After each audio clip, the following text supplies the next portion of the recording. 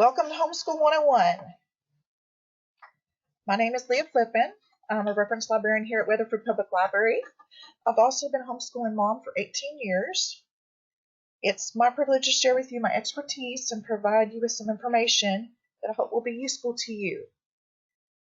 Whether you're an experienced homeschooler like myself, or if you're just starting out, let's consider the possibilities. If you're a curious observer, all right, I'm here to answer any of your questions, concerns today. With the COVID pandemic, many parents are thinking about homeschooling in the fall, so I may address some of those things today. This seminar will actually focus more on authentic homeschooling, not school at home, like using textbooks and virtual schooling. Along those lines, we may touch on that a little later, but there are stark differences in how the approach that is taken in teaching. This is a chance for you to use materials and formats that best fit your child's needs. Being flexible to choose curriculum is one of the most important advantages of home education. Texas does allow for lots of options that can make your homeschooling journey memorable and exceptional. As we move along here, there's lots of reasons why people homeschool. Some of the most common reasons are family values.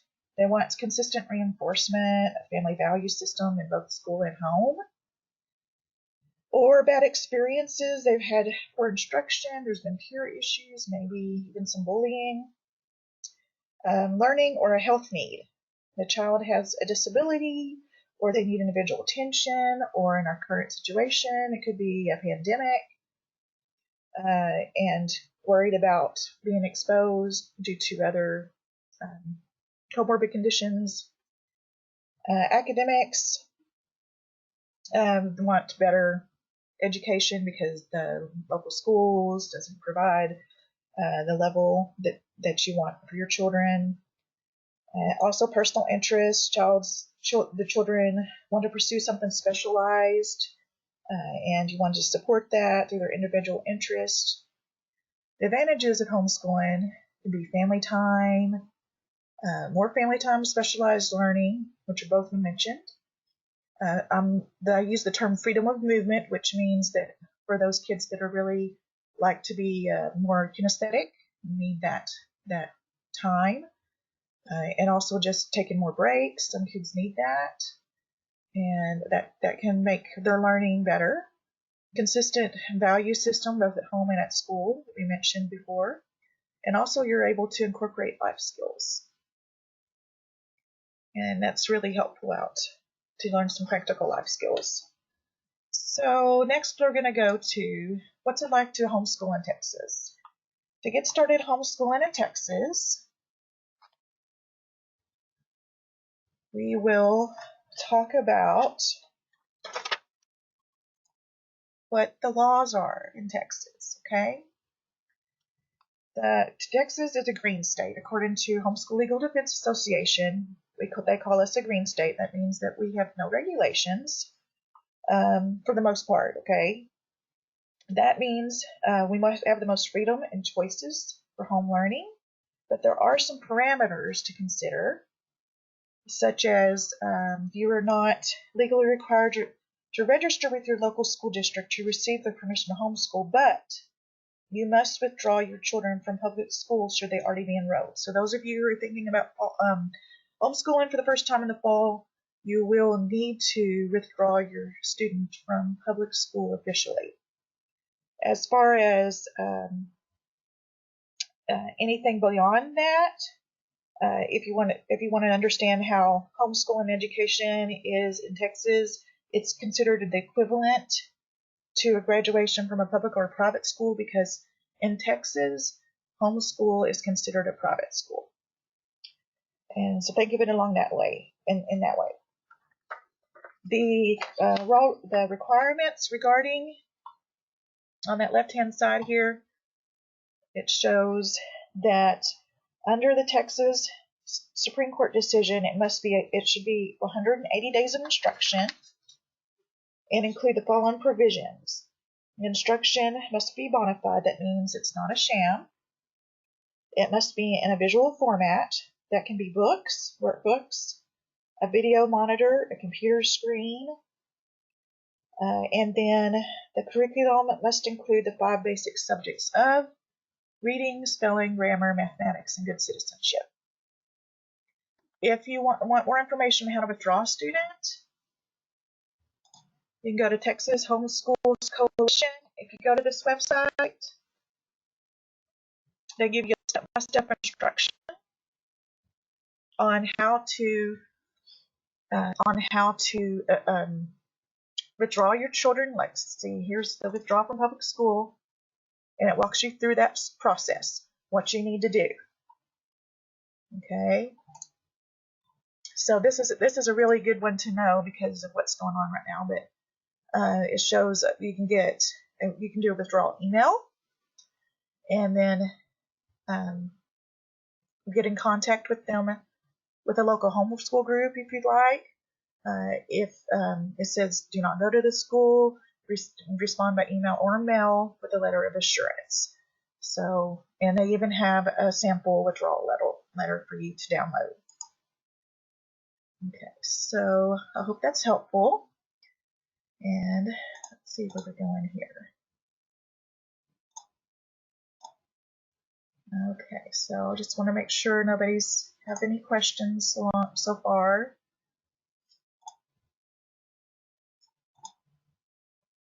Okay. All right, and then this is Homeschool Legal Association. They're a nationwide support group. It is nice to have a membership with them because they do protect their members through any kind of legal counsel. Though I'm not sure what their yearly fee is, but it's somewhere around $100 a year. And you can ask them questions on how to get started, what your state homeschool laws are, and any kind of like legal issues that are involved in homeschooling. So they're a really good resource.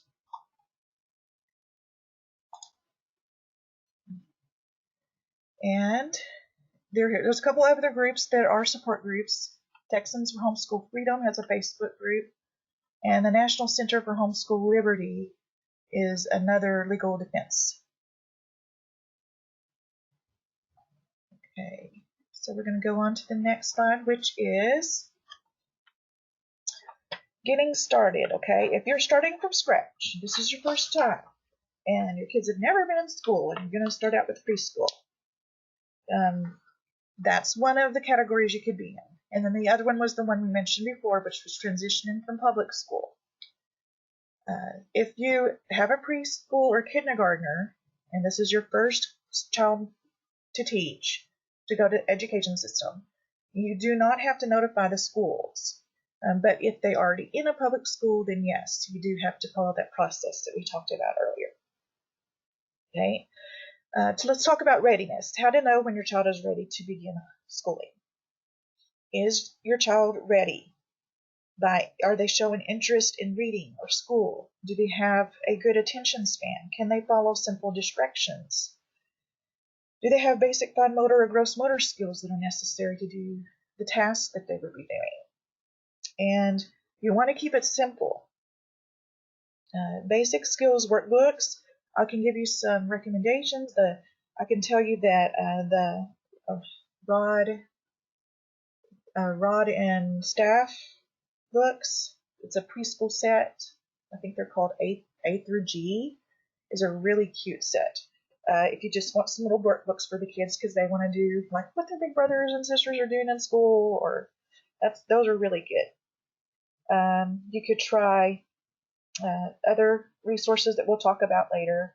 I've got a lot of recommendations, but I would recommend, as I mentioned here on the very next one, fun is real important for the little ones. You want it to be hands-on, practical life skills that you can interweave in there.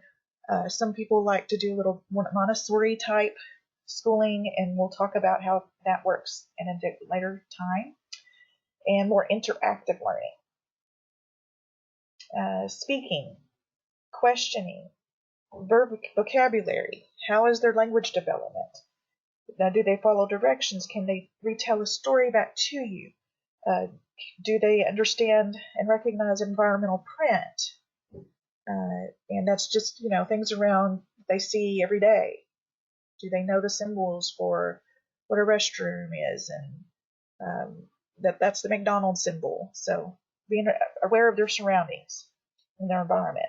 And then read is the other recommendation for preschool or kindergarten to them, because that will develop literacy and attention and make it fun for them.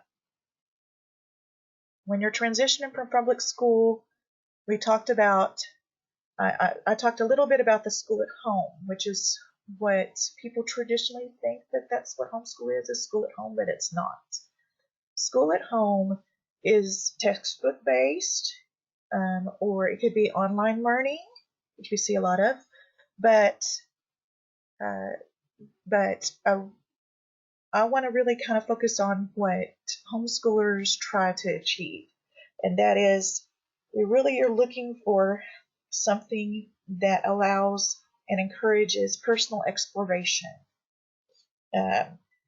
One way is to strengthen the relationship with your child through this is to help you guys try to have a bond where you can work together by understanding each other, knowing how they learn, but also remembering that you remain mom or dad even when you're teaching, because your goal is to guide and encourage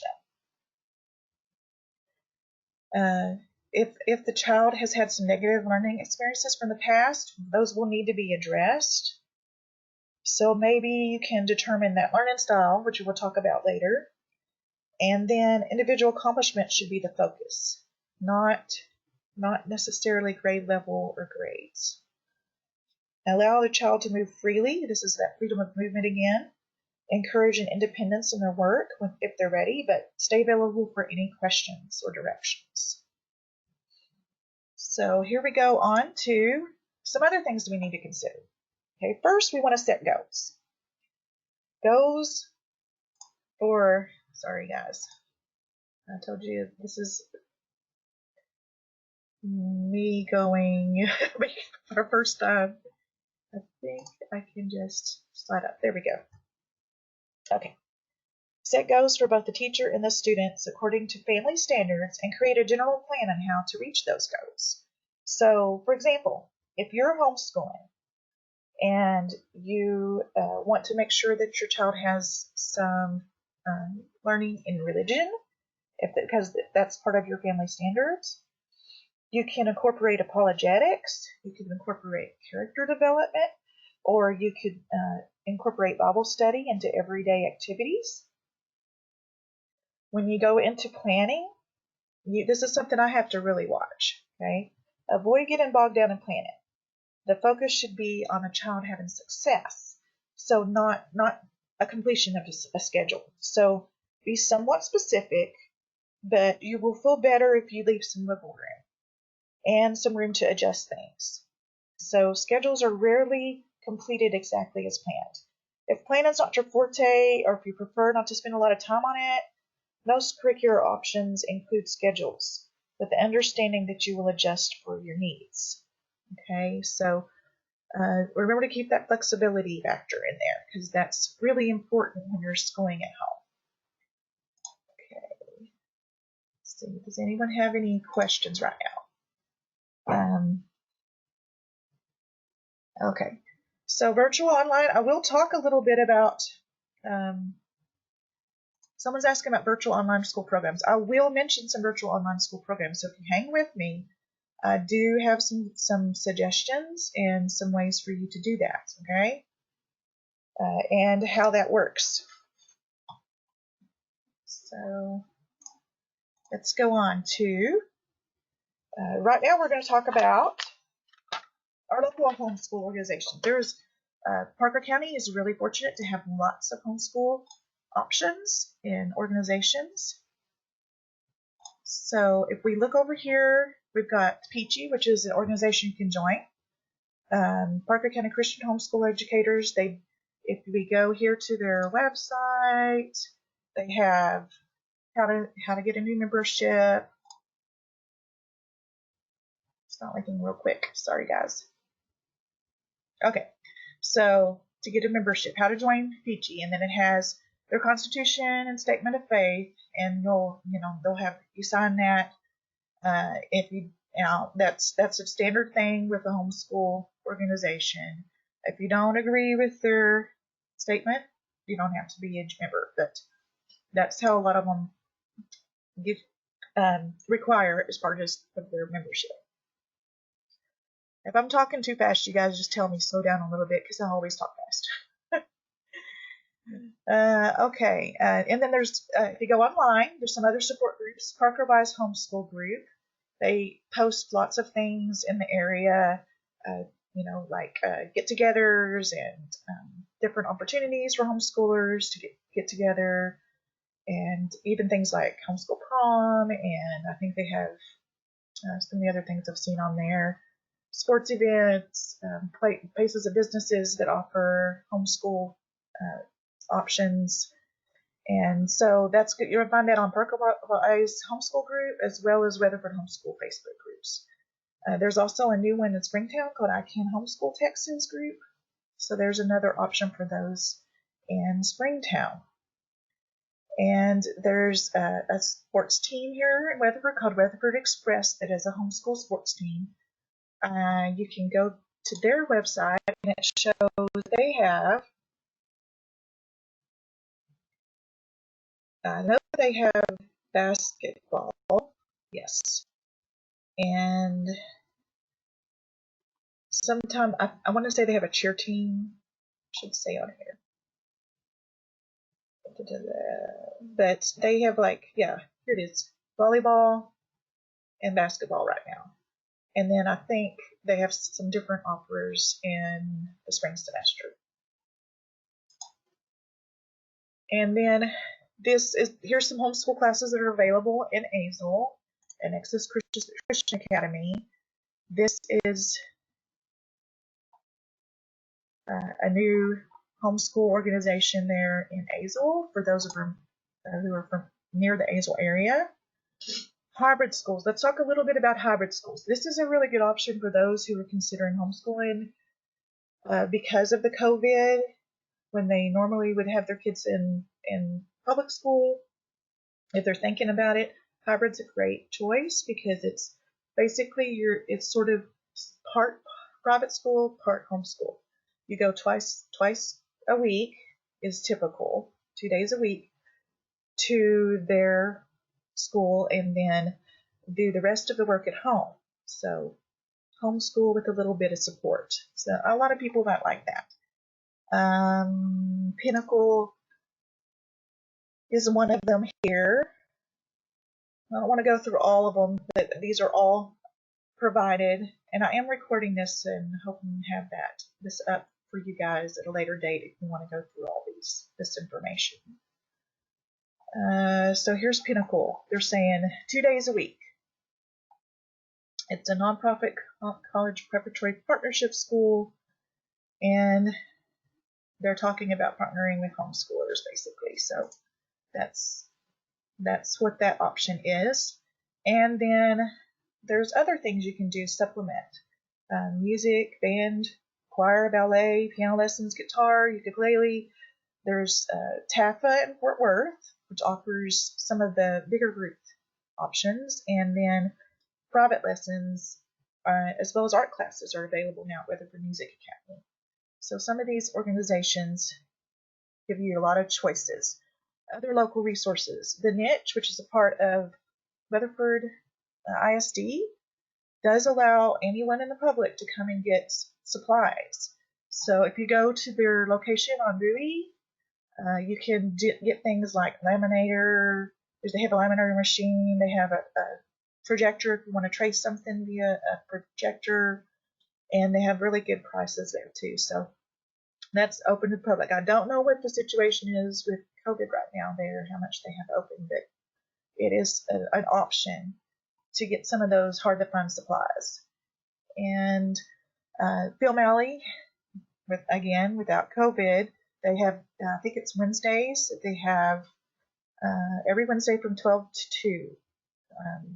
Homeschoolers Day Out, I think it's $15 for up to 8 kids to bowl. And then there's also homeschool jump time at Rock Sports. And the swim lesson people have homeschool open swim. This is assuming when everything gets back to normal. I know this is just so you guys know that there's so much stuff out there for fun. Knock It Archery Center offers archery groups, and then what's the last one on there? Another homeschool sports group in Parker and County if you want to get a little more sports in there, like baseball and football. Okay, think about these things for things to do. Fort Worth Zoo has classes for homeschoolers, so does the Doss Center. There's also resources in Tarrant-Wise and Hood County. If you'll go to this is something I want to make sure everybody sees out. This is the Weatherford Library's webpage for homeschoolers. This is a local resources tab, but we do have it by subjects over here on the side, and there are lots of free and low-cost information. This is the local tab, like I said, and mentioned some of these things, but so there's tons and tons of free stuff here, information we compile for you guys to make your homeschool journey easy. And okay, so we're going to talk a little bit about what learning styles, what a learning style is. If you take time to discover your child's learning style, this can really help with their education. Schools teach primarily to the visual learning modality, just so you know. And visual learners work best by reading, pictorial representation, writing down information, using graphic organizers. Kinesthetic learners work best with hands-on activities. Tactile touch-in is tactile, which is, in other words, they learn by doing. And then think labs, projects, crafts, and games for those kinesthetic learners. Auditory learners work best by hearing, speaking, singing. Think memorization through song or saying the spelling of a word aloud before they write it. Okay, so if you go to this website here, there's lots of them online, but this is just a really easy one that I found. And there's 3 different tests. Take test 1, and then when you're done with that one, it'll move you on to the next one. Or you can say, tell me my learning style at that point. Okay, and just see how much the 3 tests measure up. But they all have a different criteria they're going for to see if they can get the best results for you.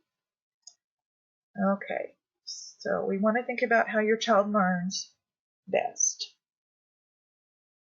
Okay, now let me just give you guys, if I'm going to take a breather here. I want to give you guys a chance to ask anything that I've covered up to this point. If anyone has any questions before I move on to some more tips.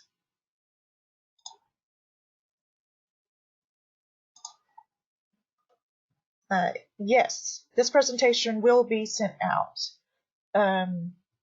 If it's not directly to the email that you got the link from, it's going to be, we're recording it right now, so we're hoping it will be available via the homeschool webpage that we were just on, so you can access it there. Okay. Any other questions? Okay, I'm going to move on and say that if I had a chance to start over again, what I wished I'd known from the start, and I hope that this will be helpful to you guys. Rod and Staff is really good preschool books, yes. They're called A through G, and actually I think they have a second older set that goes all the way through L. But they're more of like a K first level, but the preschool are great. Bilingual learning in Spanish. Nothing off the top of my head, but I'm trying to think. I'm assuming that some of the bigger homeschool curriculum may have that as an option. So I'll try to look into that. I don't know at this point of anything off the top of my head, but I would expect that there's some resources out there. Okay. All right. If I had the chance to do it again, here's what I would recommend. I would have an actual, sorry guys, I did it again. I'll back up here. I would have an actual done moment for the day, but watch for teachable moments in real life. So you want to have a point during the day where you say, okay, our school is done and we're getting back to everything else. But there's lots of opportunities throughout the day, just everyday life, that would be great teaching opportunities. You can slip in some good lessons. Avoid teaching the curriculum verbatim, okay? Remember that a curriculum is really just a guide. You don't want to do repetitious exercises just because they're there. If the child understands the concept, then I would consider just moving on. Use what works. Add in elements of interest and fun for every child whenever it's possible. Provide electives at the high school level that are creative, okay? So rather than typical electives, which are great, word language, etc.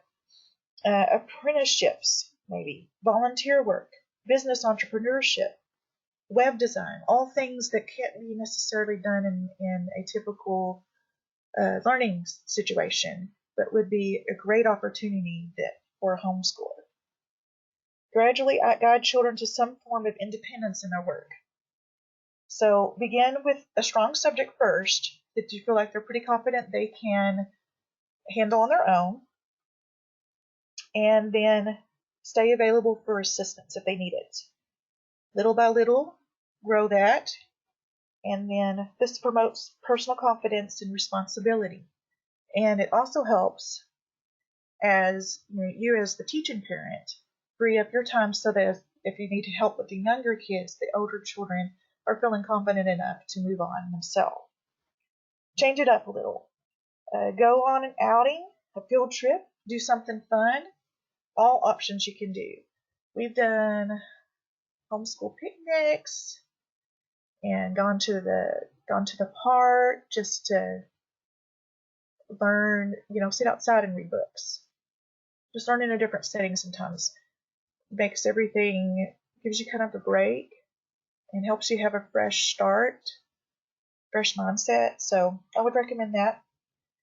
And keep the non-teaching parent informed of each child's progress, especially successes. So this is kind of a teacher-principal concept.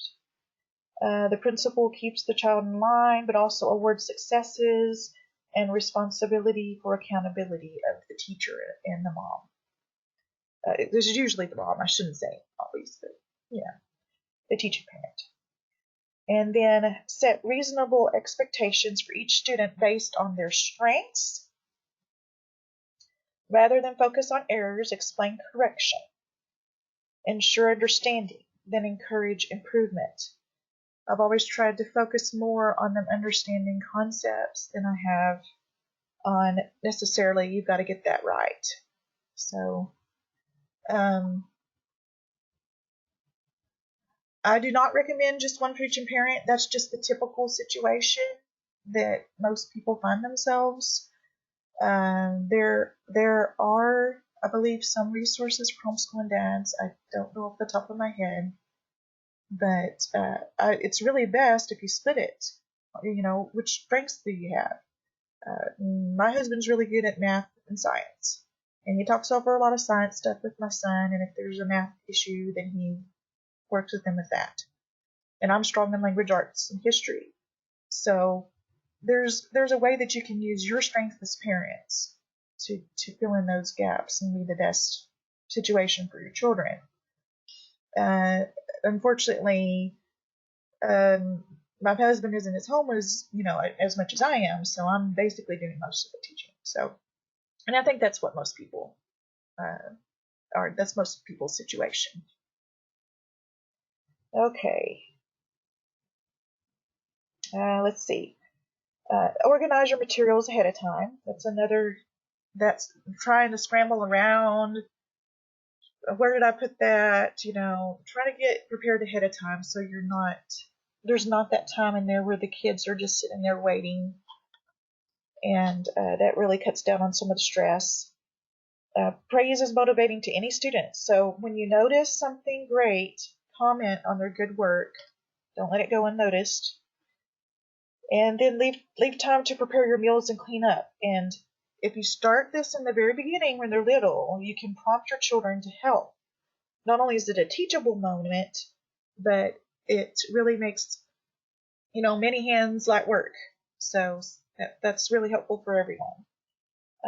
If I had a chance to do it over again, so those are the things I would like to think about. And then, okay, so we talked about those kids joining in and helping out. I think when they're really little, it's a lot easier to teach them to start this habit. So we've all know the cleanup song or there's also a cleanup race. So you can put 10 minutes on a timer. Okay, we're going to pick up as much as we can. And they just have a basket and they grab it and they just start throwing things that don't belong in the room that they're in. And then get it back to its proper place. Tidy up the area or have a room that's assigned to each child to take care of for the day. You can make out a work schedule. So you can also do this in conjunction with some kind of a reward system. The best way to do this is to make it in a natural way so that it's kind of like automatic and just part of the day. And just some ideas. I'm trying to cut down on the stress for everyone because when everything's done at home, we've got that whole mundane thing going on. So let's try to steer it up a little. Okay. So we've got next is popular teaching methods. This is something, if you've never homeschooled, you may not know that there are many, many teaching methods. Okay, so we're going to go back to the school at home, which will also involve the virtual learning that someone had mentioned. Okay, school at home is a method. Classical is a method. Charlotte Mason is a method. We've got unschooling, unit studies, Montessori, Waldorf, and then there's the eclectic, or sometimes called the relaxed. Okay, so think about school at home is the classroom style. So that could be textbook or virtual. And then classroom, classical, guys. I'm just thinking classroom. Classical is, they use the trivium is what it's called. It's the 3 learning levels. We'll go into all of that in just a minute. Charlotte Mason, which is probably the most popular besides just eclectic. Charlotte Mason has a philosophy of learning for the sake of learning. And homeschoolers love her. Unschooling, exploration, and no testing. Now, I know that unschooling's gotten a bad rap because people think that they just don't do anything. It's just out there. But that's not really what the real unschooling is. It's more of not learning to attest and allowing freedom of exploration. So the child it's kind of child-directed learning is what it is. Unit study. A unit study is where you take a topic and you make it a theme that you use to study all different subjects. Montessori creates a controlled environment to create errorless teaching. This is popular especially with children who are special needs because it is more uniform. And so we'll talk a little bit about that in a minute. Make-believe is the Waldorf.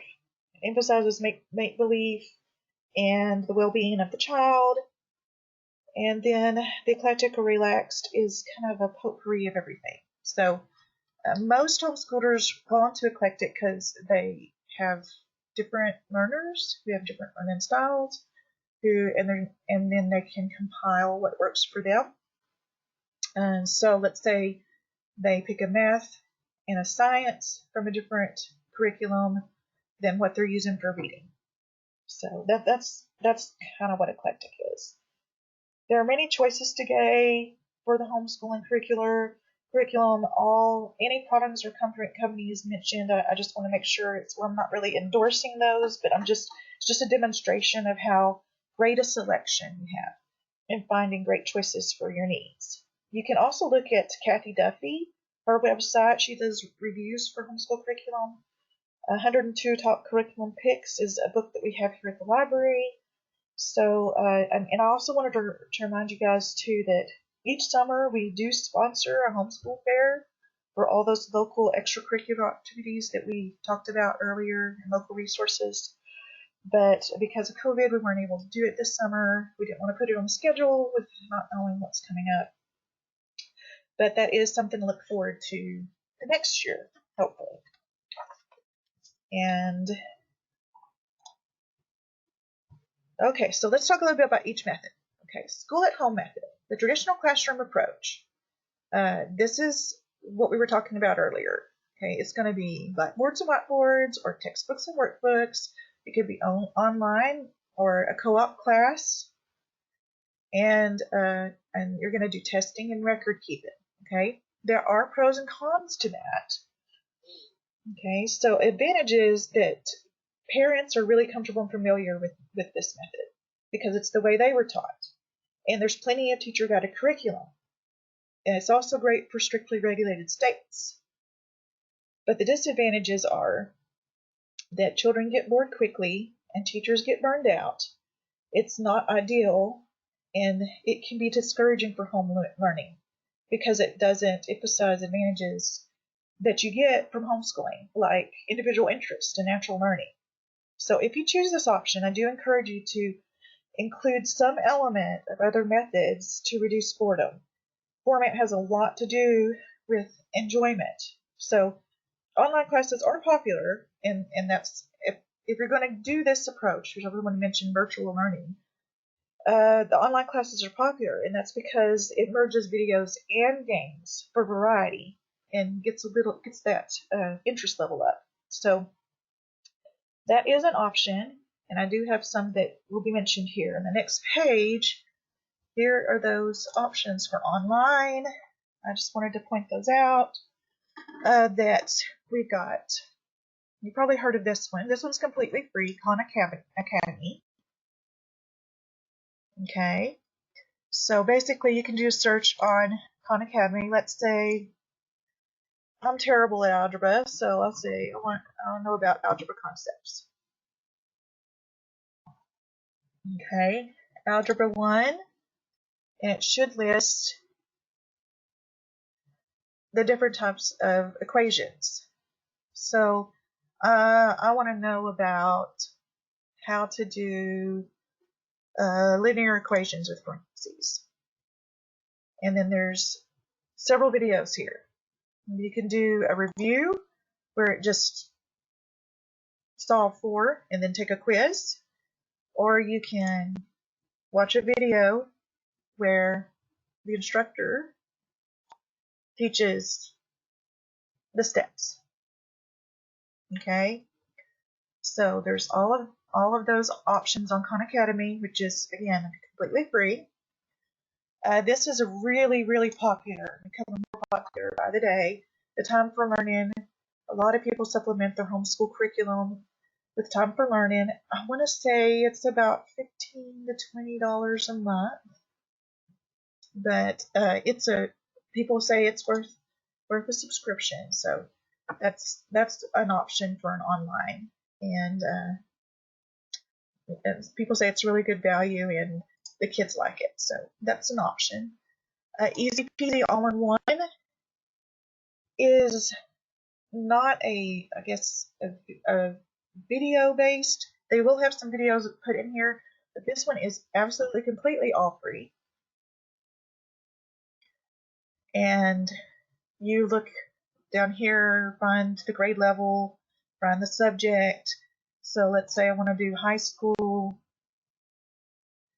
and I want to try British literature. Okay, and it's going to give you basically your student will be given a description of the course, a reading list to choose from, books to choose from, and then they have assignments. And they click on those assignments and they just walk through them. Okay, and that's again a free site.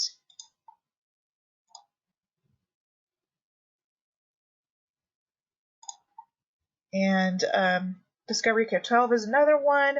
Monarch is the Alpha Omega online option. And then another academy, the Sycamore Academy is secular if you're not looking for something Christian. And then we've got over here, religious-based school at home curriculums. This is probably the one most people know because I hear a lot of people use Abeka.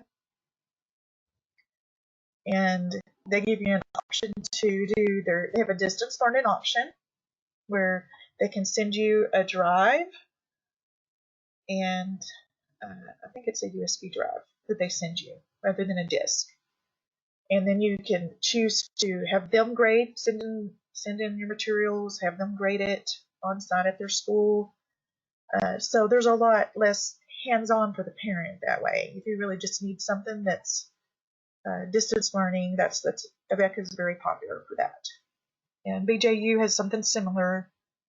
Alpha Omega, you can choose to get their box sets, or you can choose to do their distance learning. And then Paces is kind of a workbooks based set. You get a set of workbooks and you work through it at the level that you want. So it's like each level has like several books of workbooks, and you just go through the little steps, which is that's kind of the same concept of the STEPS education, which is a secular company. Timberdoodle, if your kids love hands-on stuff. Sorry guys, I did it again. I will get the hang of this. Timberdoodle, if you love hands-on materials, this is so fun, especially for little kids. They've got lots of hands-on materials and STEAM-based. If you love STEM-based stuff, and you got a kid that loves science and art, Timberdoodles have some great kits. And then Calvert is, I guess I would say that it's kind of more ambitious. So if you got a kid that's really smart and wants some challenge, Calvert's a good one. And let's see. I'm going to stop for a second, take a look at the chat room. Do you guys have any questions so far? I know it's a lot of information, so just if y'all need to slow down, just tell me. Have any other questions before I move on to classical education?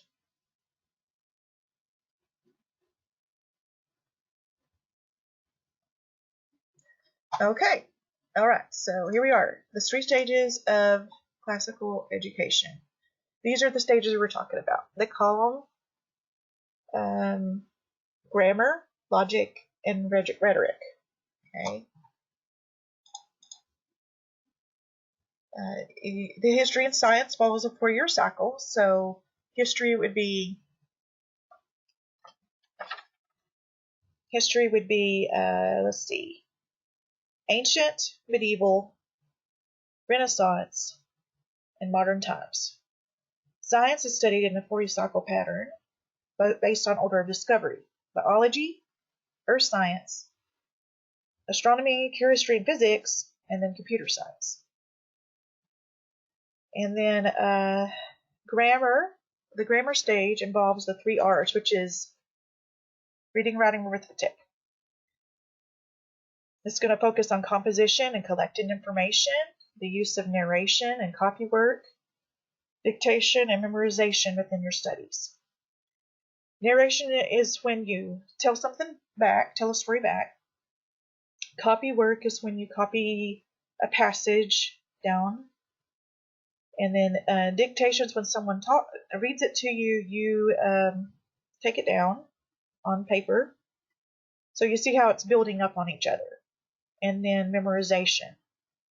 Okay, logic is the serious reading stage, and you do more studying and research. And rhetoric is the communications and specialization stage. So rhetoric would be high school years, if that gives you an idea of how that works. Okay, it teaches them to learn for themselves. And then, so here's some classical education curriculums. Tapestry Grace is a popular one. This is what I want to point out to you guys because I know that there's several groups locally that are doing classical conversations. I want to say the limit size of a group is, I want to say like 12, maybe, I don't know, maybe it goes all the way up to 20, but they try to keep it at a small group. And I think I want to say there's at least 2, maybe 3 groups locally. And I think you could probably meet up with people that are in these groups on those Facebook groups that we mentioned. The Weatherford homeschoolers, I think I've seen some at the Parker Wise homeschool Facebook. So if you're interested in meeting with other people using classical education, that's a great way to get your kids involved with other kids. Veritas Press is another popular one. The Well-Trained Mind. Memorial Press has kits for special needs. So if you have any special needs kids, they do have a version of their homeschool kits that are made specifically for people who have special needs children, focusing on the things that they need to strengthen. And then The Good and the Beautiful has, I want to say the first 5 letters of language arts are free. They have free downloads. So if you want to take a look at their curriculum, they are classical education style.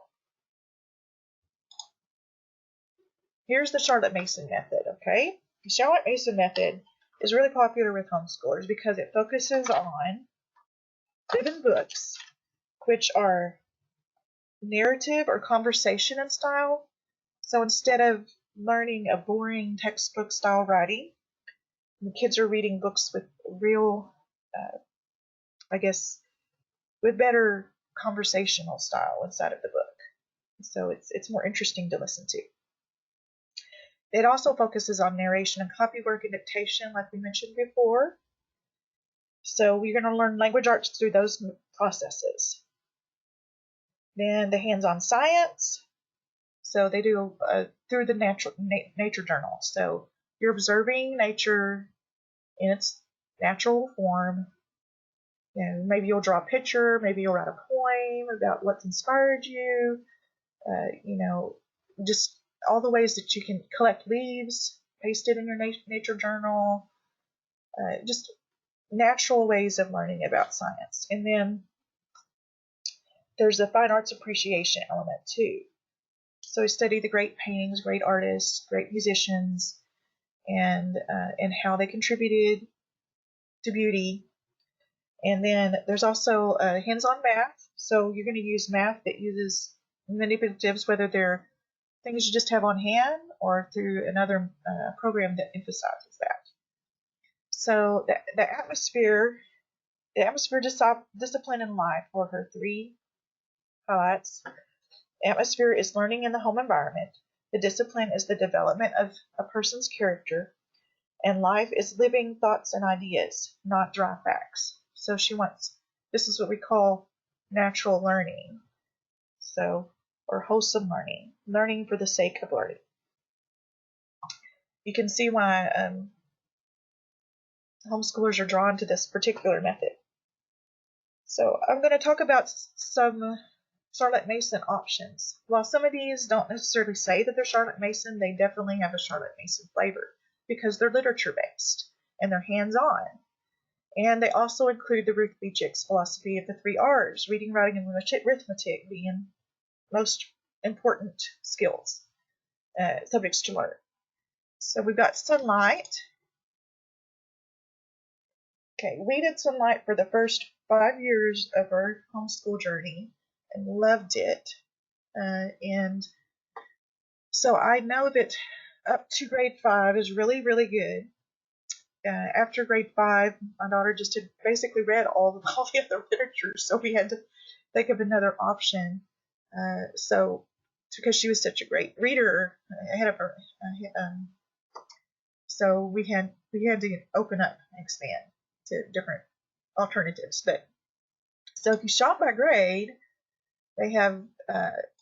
This is one of those things where you want to try to, if you've got multiple kids, choose one core for that you work on history and science, and then maybe diversify with the different kids on their reading and math levels. So, and they can walk you through this here at Sunlight. So, some of here's what a kit looks like. It comes with a guide and all of the resources. If you get science, then it comes with the science kits. And there's the science. See, there's the science kits. It comes with a video on how to do the science videos. It's not cheap, so that's why they walk you through a process to, if you've got more than one kid, how you can combine grade levels. But it is really good literature. They do keep it updated and change out books periodically so that if they find better reads, then you're pretty much getting the best they can find. And My Father's World is similar, just not as much literature that comes with the kit. There's some you'll get on hand. Same thing with Winter Promise. And Winter Promise has a little bit more hands-on activities included with theirs. Other choices. Bookshark is the equivalent of Sunlight. It's secular. It's the same company. Amoside Online and Simply Charlotte Mason are traditional type. I'll say Charlotte Mason style. So they're going to go with old books that are online. If you don't like reading the older text, I don't want to say text, but the older novels with the old-fashioned language, you may not like these two options, but some people enjoy that because they think it contributes to the history element of it and expands vocabulary and all that. So it's whatever you guys think will work for your family. And here's the Unschooling Method that we talked about. The philosophy behind unschooling is that it's delight-directed learning. People have a natural inclination to learn. They find joy and self-motivation, and they're able to follow their interests. So when student-led learning is natural by following research and personal interest. Think of the parent. As a parent, you're a facilitator, not a teacher. So what you're doing is basically providing resources for your students' interest. There's not any textbooks or school-like text, but you'll instead use curriculum or workbooks. And you allow the child to pursue knowledge at their own pace and interest. So you let them pick out their library books or have input on what you order for the curriculum for the year. So materials are left out for the student to discover information and educate. And you provide resources. You guide the children to explore these materials. The disadvantage you have at this is that the grade level assessments are difficult. Testing is often ignored under this method. So some testing would be helpful to determine progress and gaps in learning. I will tell you that if you go to one of our library resources is Texture. The Texture databases have tests you can take for your children at every level. So if you are a little bit more on the unschooling flavor side of things and you want to get a good assessment of your children, there are grade level assessments that they can take. You can determine where the progress is and if they have any gaps in their learning. And you do need to be directly involved, whether or not, so that you can make sure that there aren't things that are being overlooked. So the advantages of this method, though, is that your child can, if they have a particular interest, become an expert in a certain level of knowledge in areas of their interest, and that may help them in the job market. So in a way, all homeschoolers incorporate unschooling methodology without realizing it. Positive elements of this teaching method is to encourage children to select books and activities that interest them personally. So this will also do that boost of that independent learning we talked about earlier, and how that they learn to be responsible for their own education and moving forward. Okay, so unit studies. This is something to be incorporated into any method because it's great support for any method. It's basically research on paper in a child-friendly format. Here's Flatbook as an example of a way that you can record a unit study. It can be integrated, and so because of its versatility, it's especially popular if you like the literature-based curriculum, or if you have a leaning towards Charlotte Mason. And it's cross-curricular, includes all or some subjects under a central theme. It's great for large families who want to learn together, and they can learn from each other at different areas of level. And it's also research-driven and easy to include hands-on elements. So this is what it would be like if you were creating your own unit study. Okay? If we go to Pinterest and let's say we want to use flowers project for, sorry guys, there we go. I'm really not being very good at this here. Projects for kids. So let's see what we come up with. Okay, what can we do? Here's an art. Something to cover art as a subject. Flower projects for kids, science. Okay, flower science experiment. Okay, so you can see how Pinterest is really the quickest way to do a lot of this unit study stuff. But you can also go to these other sites as well.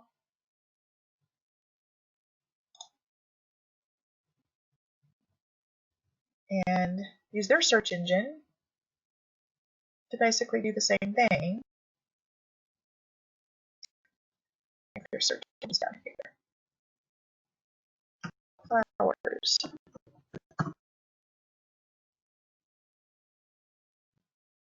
Okay. Flowers, chromatography. People sun catcher. Here's one for sight words, so that's a good one to do language arts. So, and I'm not going to go through all of these options, but basically you're doing the same thing on each one. You can just go in there, put in your keyword, and you'll find all kinds of options for whatever your topic is. And you've got a great unit study. If you want one that's pre-made, Story of the World, we have this set here at the library with both activity books. All the activity books are here at the library as well. You can copy the pages from those activity books and read the stories. That's a history-based curriculum, and it is classical education style as well. And this is a great one here. These are free homeschool unit studies. You can look it up by grade levels, or you can look it up by subject. Flowers. I'm going to do flowers again. What happened to the rest of my typing? There we go. There we go. So we've got that one's based on a story and a picture book. I've got one on gardening. So we look on here. It could be a unit study based on a book. It could be a unit study based on, you could do a lap book. And it could be a lap book format for the unit study. So you can see all of these free ones that homeschool parents have shared with each other. And then we'll go on to Montessori, which is the errorless learning we talked about.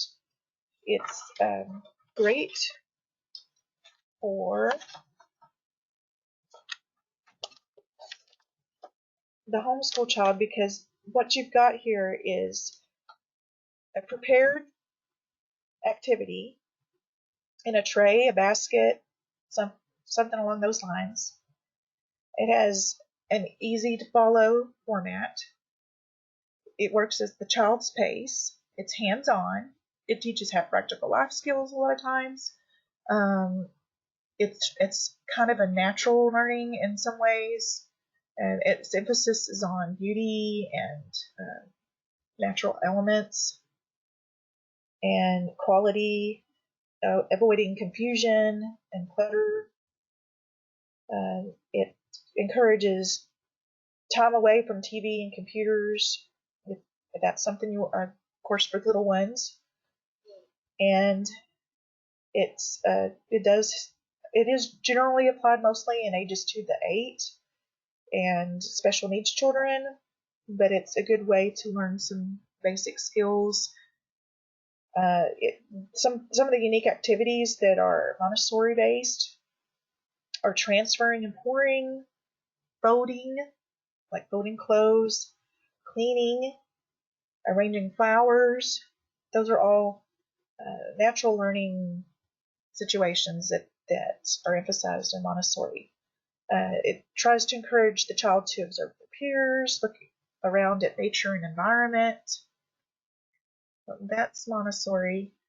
A lot of places, when you see a Montessori school, there is a certification program for that. So when we're talking about doing it in homeschool, we're not talking about doing it in typical Montessori fashion. It's more of just copying the style of how they teach. So a great blog to try is This Mama's Happy Hive, where they've got several things here that they recommend, great ideas on here. They also have, I think they have some prepared activities. So you can look through there. There's lots of different activities to consider. This one right here is prepared kits. So this is nice because you can see, you can pick, okay, I want to learn about life in space, and you basically, that one's a PDF file, but some of them are actual kits where they come with things for the kids to work with, like this bees and geometry one. So that's already prepared. And Waldorf's a little similar. It's pretty similar to Montessori, except for it focuses a little more on make-believe,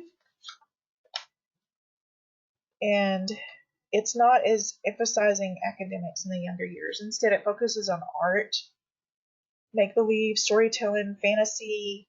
Think of music, art and movement, sewing, gardening, poetry, games, even foreign language. And it tries to nurture the child's individualism through spiritual, mental, physical, and psychological well-being while they're young. Okay, so academics are taught in the traditional approach as they get older.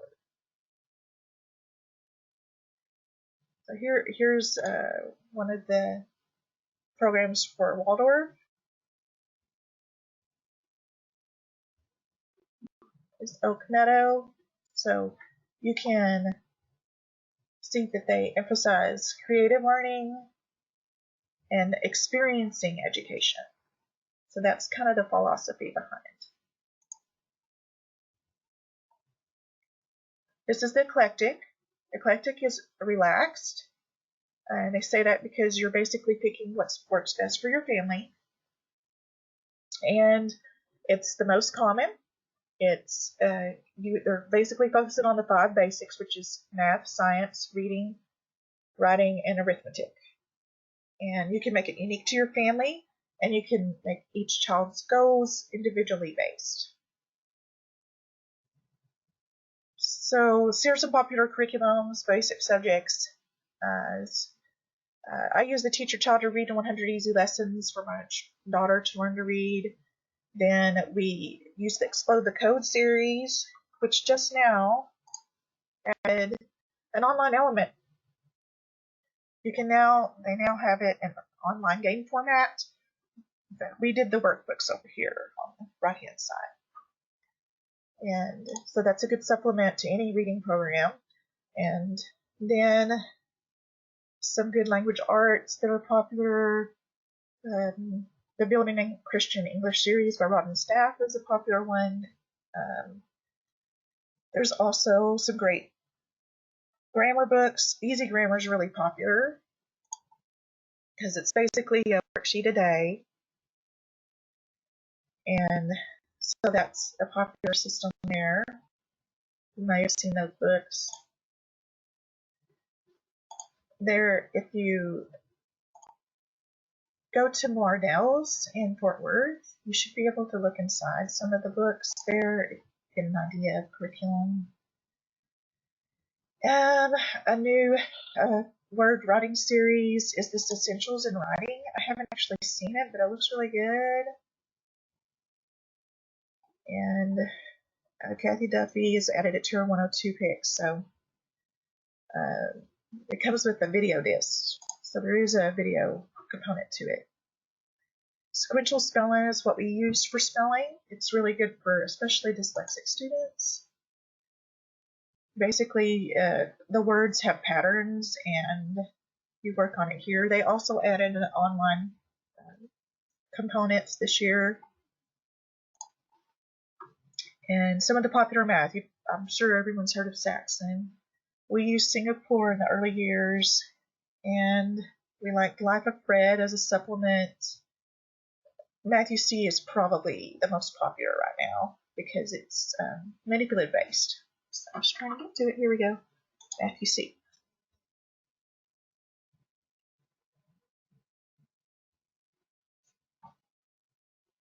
So you can see here the manipulatives over here, and the kids learn hands-on. So it's a really popular series. Touch Math is for special needs. It also has a manipulative element to it. It's a little more simplified so that it's good kits for, they do have homeschool kits now for homeschoolers. Okay, and then some of the popular, I'm not going to go through all these sites, but some of the more popular science ones are Apologia, which is Christian-based. Holt McDougall is a popular secular curriculum. It's going to be more like a textbook, but that is a good series. Some of the history series, we talked about Story of the World. Truth Quest History is kind of more of an exploration-based history guide. Knotgrass is a Christian-based history series. And then you've heard of Rosetta Stone for foreign language. These are all electives. So you can see how many choices there are out there. I don't want to go through all of them, but you can see there's a lot of choices for you guys. I'm going to stop right here, see if you guys, what you guys have been saying. Okay, let me put in there. Text share database is online testing. We have, let's see, the cards are available. Let's see. Call library for login information. Yeah.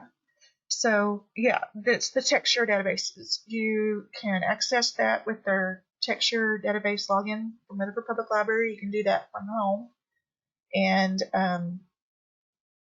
you can go to the education section. I think it's called Learning Express Library, and it'll have a list of all the tests by grade level. And yes, someone's indicator. Yes, your library would have access to a texture database. You would just call them and ask them for their password. Okay. All right. So just to touch on the challenging student, later this summer in August, I'm doing a homeschool webinar for specifically special needs children. Okay, so if you have questions about how to help special needs children, it is mostly going to focus on intellectual disabilities, but there are some things that will be useful for all those that are dealing with a challenging student. So here's what we're considering a challenging student: someone who has a learning difference or disability or behavior issue. And some of the things that you can do to help them are to think about format, games, computer support, softwares, alternative formats. There's some resources here online. Remember, we've got that library website that you can find out different things to use. And you can use things like incentive-based plans and reward system with a token board, or if you want to simplify their work process, think about using a work block system. You want to make it fun and hands-on as much as you can, and be sure to work at the child's pace that's comfortable, but with a tiny bit of challenge to it. So not so much that they get frustrated, but okay. And so here are some different ideas for sample tokens and choice boards. And I'll go into that in more detail in that later seminar.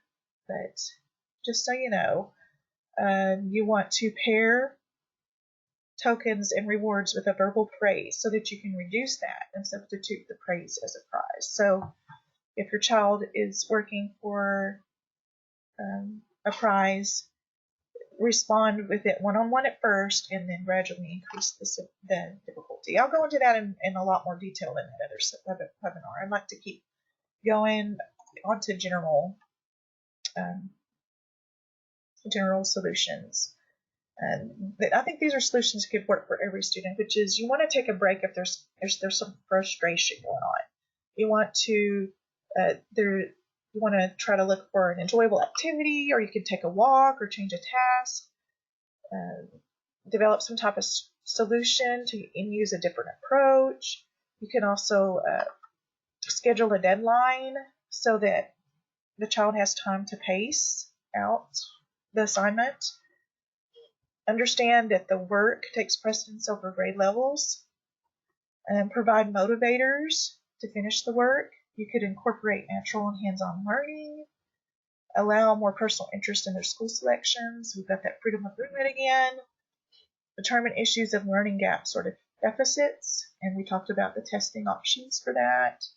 And then integrate organization skills so that they feel like they know what's coming next.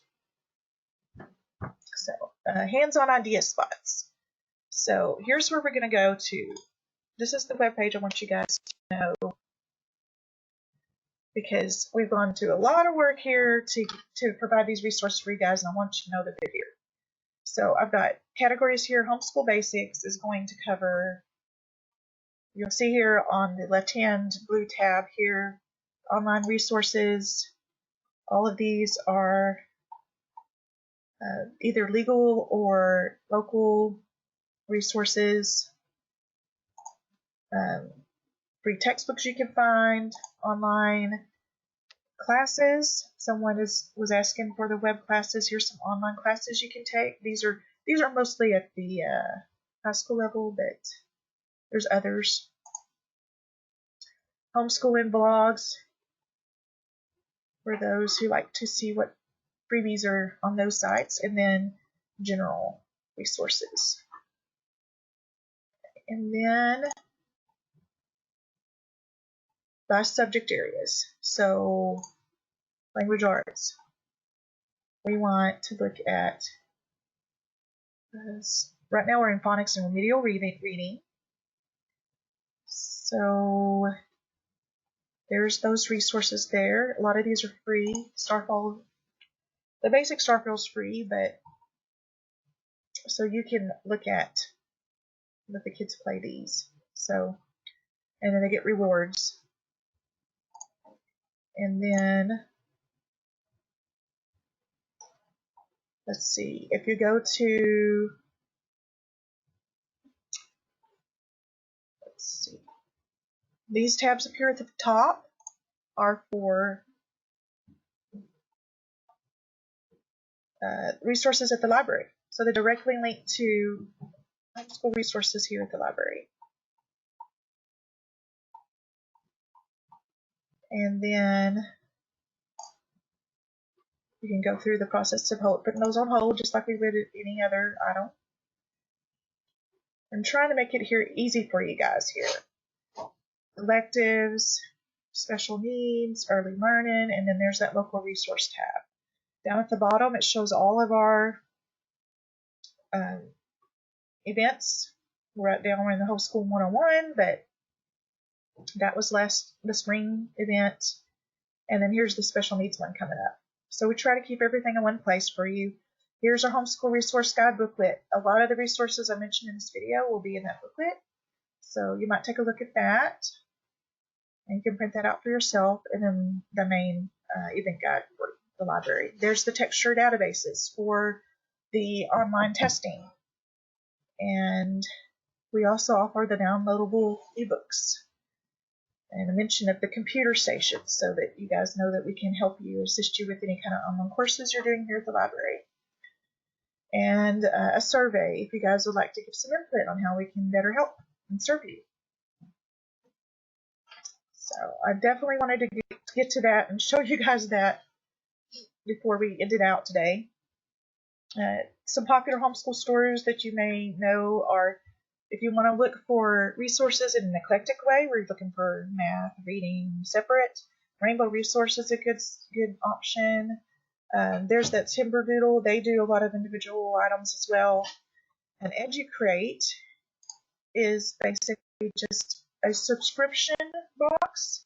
I don't know if you've tried a subscription box before, but these are fun because they just send you a box every month and then, or every couple of weeks. I'm not sure what their timing is, but and then you just, have at it, just enjoy it and play with it. So that's a good one for the kids. The great courses are good for the older kids. We used to have a lot of those here at the library. Now you can get that online.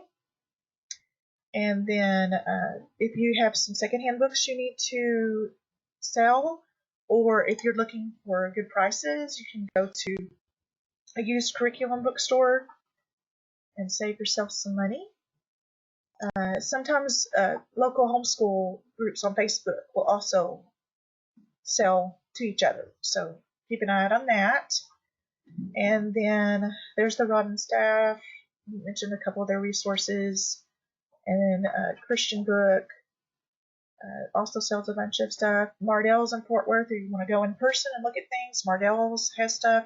Half Price Books often has a used curriculum.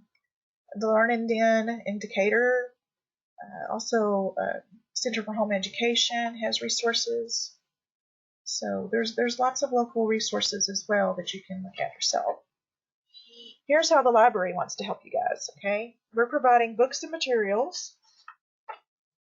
We want to encourage you to use the computers here if you need help for the distance learning. And that way we're providing equipment for you guys. And we also have, don't forget those extra resources like DVDs, different formats, downloadable ebooks, even magazines, copier, printer, and die cut machine. We have that available. We talked about the niche at Bowie Street having a lot of supplies for homeschoolers. Internet research and the texture database. So if you're not sure how to do internet research, and make sure your sources are correct, then a librarian's the best person to ask. Information on additional local resources and events in the community. So I do try to keep some homeschool resources, handouts at the front desk, handy for you guys to see when we're having an event, or even the booklets and posters. And remember, we can help you find appropriate literature for whatever topic you're looking for. And if we don't have it here, we can go outside the system and do an interlibrary loan as well. And the course of programs, I don't know what to tell you guys right now because of the COVID thing, but generally we have lots of children's programs and teens programs, and we can even set you up for program reminders through Notify Me or Facebook. We have Summer Reading Challenge. We are still doing Summer Reading Challenge starting June 1st, so be sure to register your kids. They get prizes at 5, 10, 15, and 20 hours still. It will be a little bit different because basically we're going to concentrate more on using the app, the Beanstack app. But if you've done that the last year or two, then you know how that process goes. And then let's see if you guys, make sure nobody's asking questions. Let's see, summer programs that can supplement your curriculum, or things like when we're doing science-based ones or STEAM-based. And we also used to do a drama club type material. So, I mean, there's other things that we do, but those are all things that, unfortunately, we're not able to do at this time. So keep your eyes out for when things get back to normal. We'll have family programs as well. We talked about the homeschool fair, and I do plan to do a virtual in August for homeschooling special needs kids. And there's also volunteer opportunities here at the library when this all settles down. So, does anyone have any questions regarding library service?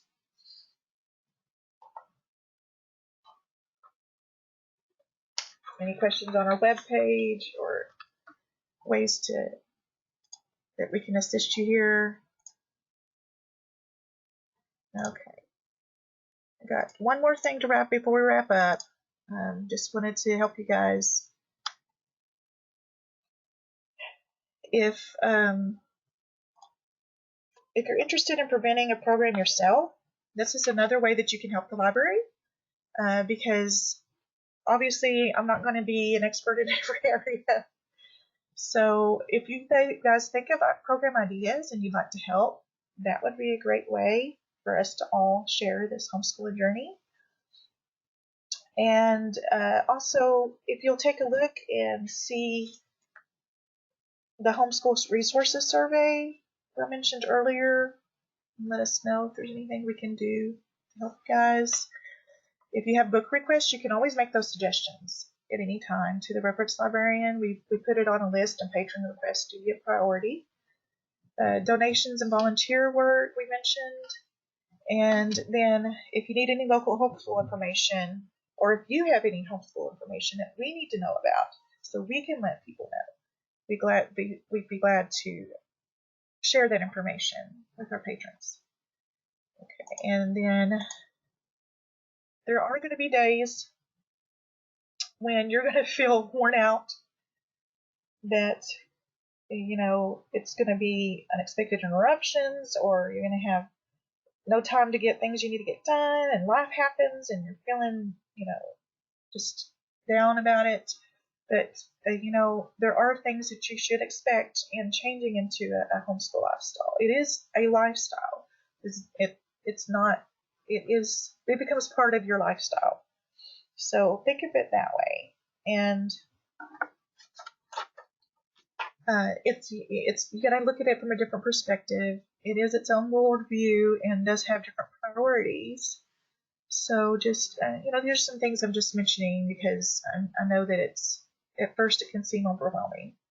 So work a little bit on time management. Remember those interest and goals and plans. There's some things you can do, like turning the ringer off the phone to keep from distractions, training children to help with the housework we mentioned before. You can learn the heart of a servant. Remember that you're serving your family in a special way by doing this. Be sure to be organized so that you can declutter, and that'll help. Take time to exercise or take a nap if you need to, or a break. Find ways to praise every day for your kids and then internally for yourself. You could put on some uplifting music. You can ask help from a local homeschool group or a friend. Add in something fun to your day so you have something to look forward to. Make time for a personal project or hobby. Try not to compare your kids to someone else's kids or your teaching method to someone else's teaching method. Ask family for some alone time, and if you get overwhelmed, choose different teaching options or reduce the activities. You could do that by putting some of the kids' school online or limiting their extracurricular choices. And remember to stand firm in your resolve, because there will be some skeptics for homeschooling. They may be friends, family, neighbors, or even the authorities. So don't be surprised at this and that you'll have some criticisms. Remember that it's a personal choice based on what you believe is the best for your own children. And so prepare yourself for a defense statement. And we mentioned Homeschool Legal Defense Association. That's an option for you guys if you have any legal questions or difficulties. And you can call them in an emergency. And I think it's when you're making that defense statement, just, understand that everyone has different situations. And, this is something you felt that you wanted to do for your children. So keep some of your children's work in a file. That's another way to support. And that's just an extra thing. In Texas, you don't have to necessarily do that, but it is a good idea to keep some of your children's work in a file. And older students you should already be building a transcript for your older students, for high school level kids. And that should be something you're already preparing for their college. If you have questions about that process at the end of the game, you do in Texas create your own diploma for your children and their own college transcript. And there's lots of helps online for that, templates and etc. So if you ever have any questions, ask for me. I'm usually here on the evenings and the weekend, every other weekend. So if you can ask for me, and I can help you, guide you through any questions, and get you to people who maybe can answer questions I can't. And thank you guys for coming and bearing with me on this first transition to the virtual world. Thank you for coming on behalf of all the staff at the Weatherford Public Library. We look forward to assisting you. Please take that time to respond on that survey at the Homeschool Resource webpage, or you can use the QR code that's on the back of the Homeschool booklet to do that. Normally, at this point, I would provide materials from our collection and a display for you to browse through, but since we can't do that virtually, I invite you to request those materials until the stacks are open again, and we'd love to have some feedback from you. Okay, at this time, I'm going to unmute the mics if anyone has any more questions. I know we're getting short on time here. Let's see. I'm trying to remember how to unmute the mics. I'll get there.